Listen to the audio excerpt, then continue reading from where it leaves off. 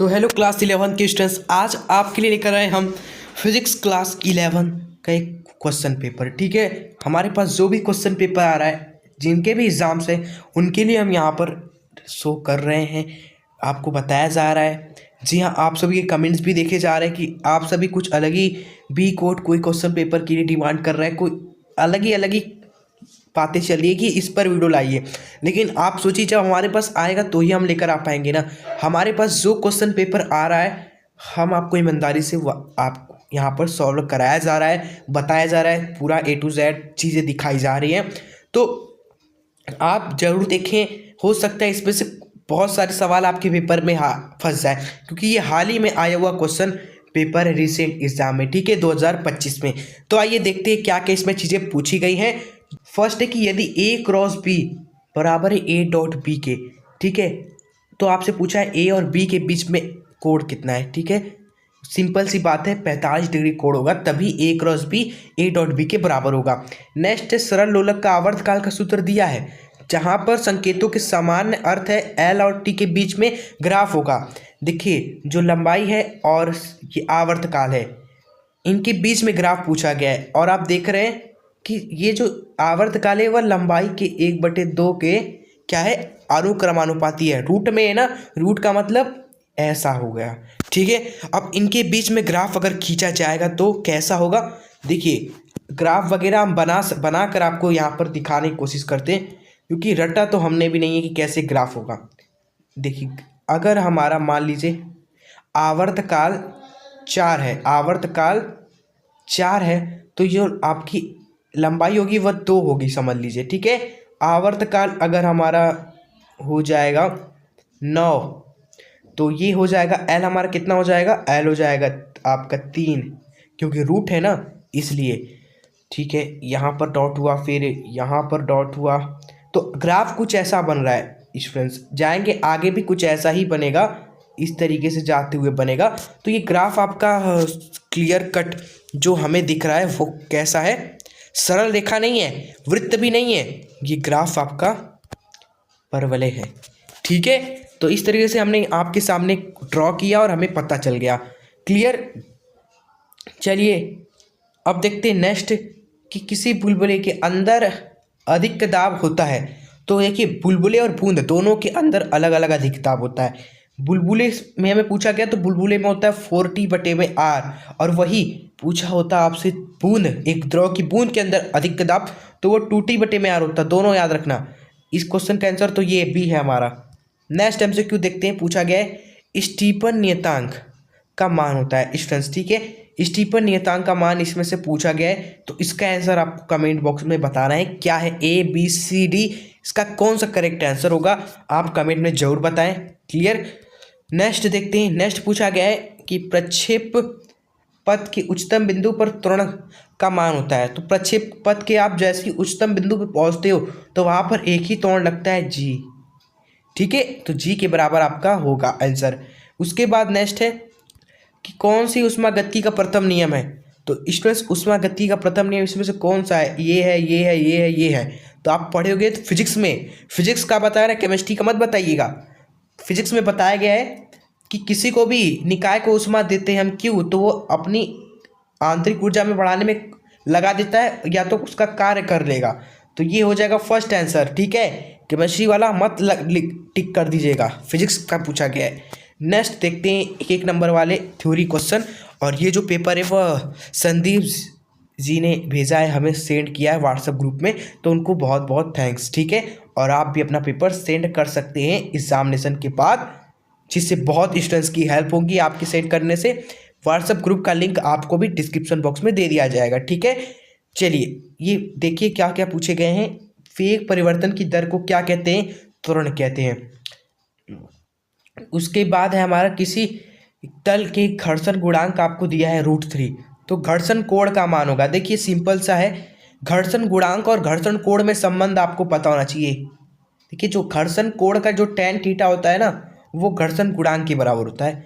तो यही फॉर्मूला आप लगाएंगे तो आपको देखिए क्या मिल जाएगा, घर्षण कोण आपको मिल जाएगा बाई किस थीटा पर √3 होता है tan का मान 60 डिग्री पर। ठीक है, तो थीटा ऑफ 60 डिग्री हो जाएगा। ये क्लियर। नेक्स्ट है, आप देखिए कि पिंड के खुरदरे क्षैतिज पर 2 मीटर पर सेकेंड स्क्वायर के मंदन से गति कर रहा है। एक पिंड है, इतने मंदन से गति कर रहा है, मतलब ये क्या है आपको दिया गया है, ये क्या है आप बताइए, ये त्वरण है। उसके बाद दिया गया है कि पिंड तथा तल के मध्य गतिज घर्षण गुणांक क्या होगा, आपसे गतिज घर्षण गुणांक पूछा गया है, जी का वैल्यू इतना दिया गया है। तो अब इस क्वेश्चन को कैसे सॉल्व किया जाए, ठीक है। देखिए आपको दिया है त्वरण, और ये त्वरण क्या कर रहा है, जो पिंड है उस पर बल लगा रहा है, ठीक है। और ये जो बल होगा वह क्या होगा, ma होगा। और ये एक तरीके से घर्षण बल भी तो है जो गति का विरोध कर रहा है, समझे। यहाँ पर ये पिंड हमारा आगे गति कर रहा है, उस पर मंदन लग रहा है आपका इतना का स्टूडेंट्स, ठीक है, 2 सेंटीमीटर पर सेकेंड स्क्वायर का, तो बल इतना लगेगा और यही घर्षण का भी कार्य करेगा क्योंकि गति का विरोध कर रहा है। तो यहाँ पर ही थोड़ा सा दिमाग लगाएंगे आप सभी। आप लिखेंगे जो बल है वही घर्षण बल के बराबर है, घर्षण बल के बराबर ma घर्षण बल के बराबर है। फिर उसके बाद घर्षण बल का फॉर्मूला होता है म्यू इंटू में n, ये करेंगे आप सभी। और उसके बाद देखेंगे स्टूडेंट्स, जो नॉर्मल होता है, नॉर्मल वह mg के बराबर होता है, ये सब आपने पढ़ा होगा। तो यहाँ से m कट गया, ये घर्षण गुणांक क्या आ गया, त्वरण बटे में g आ गया। इसी में आप रख दीजिए, त्वरण आपका 2 है, g का वैल्यू 10 है, 2/10 यानी कि आंसर आ जाएगा आपका 0.2। ये है स्टूडेंट्स घर्षण गुणांक आपका इस क्वेश्चन में, ठीक है। चलिए उसके बाद नेक्स्ट आप देखेंगे, पूछा गया है कि समान त्रिज्या की 8 बूंदें इतना मीटर पर सेकेंड की वेग से नीचे गिर रही है, यदि ये बूंद संयुक्त होकर एक ही बूंद बन जाए तो उनका अंतिम वेग क्या होगा, ये क्वेश्चन आप करिएगा। नेक्स्ट देखते हैं, ठीक है, जो यहाँ पर हम सॉल्व करा सकते हैं वो हम आपको जरूर कराएंगे। नेक्स्ट आप देखते हैं, वेग प्रवणता क्या है, बहुत ही आसान है। वेग में परिवर्तन, दूरी में परिवर्तन, दूरी में परिवर्तन के साथ साथ वेग में जो परिवर्तन होता है उसको वेग प्रवणता कहते हैं। उसके बाद देखेंगे क्वेश्चन है आपका कि पृथ्वी के परित वृत्ताकार कक्षा में घूमते हुए कृत्रिम उपग्रह के परिक्रमण काल का सूत्र बताइए, संकेत बताइए, अर्थ बताते हुए सारी चीज़ें उसमें बतानी है, सूत्र में क्या क्या है, ठीक है। और ये बहुत ही ज़्यादा इंपॉर्टेंट क्वेश्चन है, क्लियर। और उसके बाद नेक्स्ट है आपका न्यूमेरिकल पूछा गया एक और, कि कोई यात्री किसी नए शहर से आया है, वह स्टेशन से किसी सीधी सड़क पर स्थित होटल तक जो 10 किलोमीटर दूर है जाना चाहता है। कोई बाइकमैन, टैक्सी चालक उसे इतना किलोमीटर के चक्करदार रास्ते से उसे ले जाता है, 28 मिनट में होटल पहुंचता है। टैक्सी का औसत चल और औसत वेग ज्ञात कीजिए। समझ रहे हैं, यहाँ पर एक्चुअली जो होटल है वो 10 किलोमीटर था, लेकिन घूम के वो क्या किया, ऐसे नहीं गया, वो घूम के गया, 23 किलोमीटर उसको लग गया पहुंचने में, इतनी दूरी, जबकि था 10 ही किलोमीटर। तो औसत चाल कैसे निकलेगा, इसको आप डिवाइड कर दोगे, जो समय लगा है 28 मिनट को घंटे में बदल लीजिएगा, ठीक है। और औसत वेग कैसे मिलेगा, वेग के क्या करेंगे आप सभी, विस्थापन को डिवाइड कर देंगे समय से, घंटे में जो है 28 मिनट को आप जब घंटे में कन्वर्ट करेंगे तो 28/60 घंटे हो जाएगा, ठीक है। फिर आप कर लेंगे, ठीक है। नेक्स्ट आप देखेंगे, पूछा गया है आपसे यहाँ पर कि एक कण है, इतना के बल के अंतर्गत कार्तिक तल के बिंदु इतना से इतना तक विस्थापित होता है, कार्य ज्ञात कीजिए, क्लियर।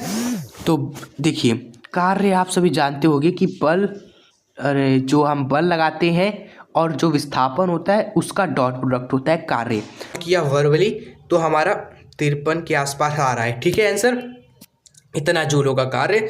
उसके बाद नेक्स्ट क्वेश्चन है हमारा कि किसी गोले की त्रिज्या मापन में इतना % की त्रुटि है तो उसके पृष्ठीय क्षेत्रफल और आयतन मापन में त्रुटि कितनी होगी। देखिए क्षेत्रफल मापन में त्रुटि होगी 4% की और आयतन मापन में त्रुटि होगी 6% की, ठीक है। नेक्स्ट है आपका ये क्वेश्चन, यंग पुदस्ता गुणांक आपको दिया है, पदार्थ 1 मीटर लंबे तार की लंबाई इतना % वृद्धि करने के लिए कितना बल लगाना होगा, परिच्छेद का क्षेत्रफल मिलीमीटर स्क्वायर में है, ठीक है। तो ये क्वेश्चन आप करना। उसके बाद देखते हैं एक और न्यूमेरिकल क्वेश्चंस, इसमें न्यूमेरिकल ज़्यादा पूछ दिया गया है। 36 में इतना मीटर पर सेकेंड के वेग से उड़ते हुए एक विमान इतना मीटर ऊंचाई से एक पिंड को छोड़ा जाता है। ज्ञात कीजिए पहला चीज पूछा गया है आपसे कि पिंड की पृथ्वी पर आने में लगा समय। सेकेंड है पृथ्वी तक गिरने में पिंड द्वारा चली गई 36 दूरी। ठीक है, ये सब आप कर लिएगा क्योंकि थोड़े बड़े टाइप में क्वेश्चन है ये आपके। नेक्स्ट है पृथ्वी तल से h ऊंचाई पर जाने पर g के मान में क्या परिवर्तन होता है, सूत्र स्थापित कीजिए स्टूडेंट्स। तो ये एक इंपॉर्टेंट थ्योरी है जो कि हर एक पेपर में हमने देखा ये क्वेश्चन आ रहा है, प्रक्षेप से क्वेश्चन आ रहे हैं। ठीक है, नेक्स्ट है प्रक्षेप का ऊर्ध्वाधर तल में प्रक्षेप पथ इतना है जहां पर ए बी नियतांक है, एक्स वाई प्रक्षेपण बिंदु प्रक्षेप की क्रमशः 36 व ऊर्ध्वाधर दूरी यहाँ है। प्रक्षेप द्वारा अर्जित महत्तम ऊंचाई और 36 से प्रक्षेपण कोण ज्ञात करना है आपको। ठीक है, देखिए इंपॉर्टेंट क्वेश्चन ये है आपका जो कि हर एक पेपर में, ऐसा कोई पेपर नहीं जिसमें हमने ये क्वेश्चन देखा नहीं, तो इसको जरूर तैयार कर लेना है आपको। ठीक है, अल्फा बीटा गामा में संबंध स्थापित करना ये सीख लीजिए। अल्फा बीटा गामा में, यहाँ तो अल्फा और बीटा में बस पूछा गया है, लेकिन आप तीनों में सीखिएगा स्टूडेंट्स।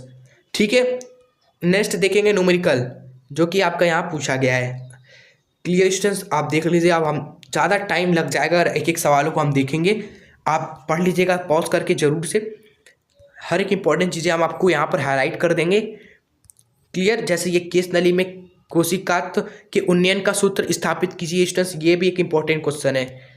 उसके बाद आदर्श गैस के विशिष्ट उष्माओं में संबंध स्थापित कीजिए, ये इंपॉर्टेंट नहीं है, हर एक पेपर में जो आ रहा है हम आपको बता दे रहे हैं। जैसे वायु में मुक्त रूप से गिरती हुई तेल की बूंद के सीमांत वेग की गणना कीजिए, ये इंपॉर्टेंट सवाल है, इस पे न्यूमेरिकल भी यहाँ पूछे गए हैं। ठीक है, चलिए उसके बाद हमारा आ गया आगे के सवाल, लास्ट क्वेश्चन देखिए, उसके बाद पेपर खत्म। लास्ट क्वेश्चन आप देखेंगे ये है, आप देख लीजिएगा। ठीक है, इंपॉर्टेंट नहीं है। चलिए, तो हमने 50% पेपर सॉल्व कराया, बाकी जो बड़े सवाल थे उसको हमने आपको दिया, और आई होप आपको ये हेल्प करेगा जो हम ये कर रहे हैं आपके लिए बहुत हेल्पफुल होगा, आपके एग्जाम में आपको हेल्प करेगा। बाकी आप इस चैनल से जुड़े रहें, जितने भी सारे पेपर हमने कराए हैं आप चैनल पे जाकर देखें, आपको खुद ही बहुत सारी इंपॉर्टेंट चीज़ें पता चलेगी। ठीक है, चलिए, तो और चैनल पर अगर आपने सब्सक्राइब करके जुड़े नहीं है तो जरूर जुड़ जाएं। इस तरह के वीडियोस आपके लिए इस चैनल पर मिलते रहेंगे, चाहे वो 11th के हो 12th के हो, दोनों के लिए यहाँ पर हम इम्पोर्टेंट क्वेश्चंस पेपर्स लाते हैं। तो आप 11th में हो या 12th में जाने वाले हो तब भी जुड़े रहना इस चैनल से।